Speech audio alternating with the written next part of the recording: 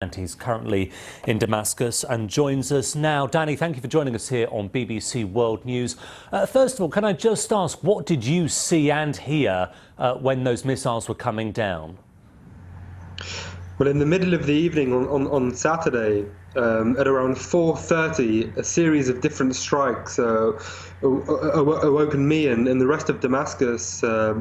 This is around 4:30, 5 o'clock in the middle of the evening, and the initial wave of attacks was about 10 or 11 Tomahawk cruise missiles which landed nearby.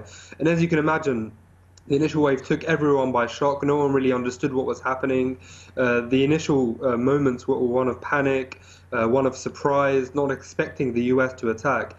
And then the attacks continued for the duration of about 1 hour, in which time the Syrian air defences also launched rockets and tracer fire back into the sky to try and down these rockets. So for that 1 hour period, it was very touch and go. I mean, there was a lot of panic, there was a lot of surprise at the events, and to be honest, a lot of trauma. It's a very strange feeling when you've got a lot of Tomahawk missiles falling down on a city which you're actually based in, and especially when Britain actually participated in these attacks. So it's definitely one of a bittersweet emotion, if you like. But the initial mood was was one of shock in Damascus, and it then transferred into one of relative jubilation, one of an outpour of nationalism and support for President Assad.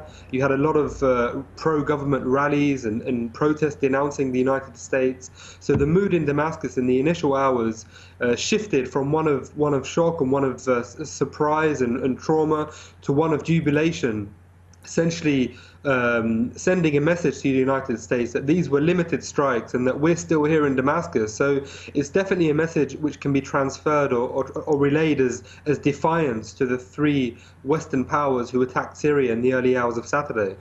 Danny, I'm interested that you keep using that word surprise because, of course, Donald Trump trailed ahead that this was going to happen on Twitter. But you're still saying that people in Damascus were shocked that it actually took place?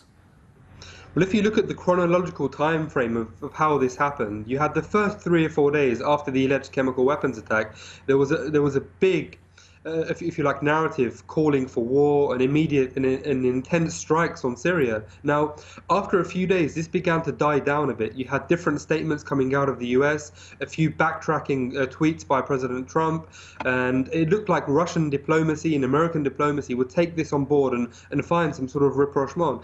It looked like the escalation was going to happen. So when the actual attack happened, and this is when the UN delegation are actually in Damascus to go and check out and investigate the scene itself, no one was expecting an attack at that particular moment in time. They thought it would have happened a couple of days previous, or at least after the delegation from the UN had finished investigating the scene. So the timing of the attack did take people here by surprise to an extent. But as I said, it was only the first hour and a half, 2 hours, where the skyline of Damascus was in a red mist, and there was the stench of gunpowder all across the city. After that, things slowly began to die down, and we saw the presidency page show a video of Assad going into work just to show that things are as normal. But I can definitely tell you that between the hours of 4:30 and 5:30 in the middle of the evening on Saturday, things were as far from normal as possible. It was very touch and go at different times. There was lots of targets being attacked, and rockets were raining down on Damascus quite heavily. Okay, Danny Makki in Damascus. Thank you.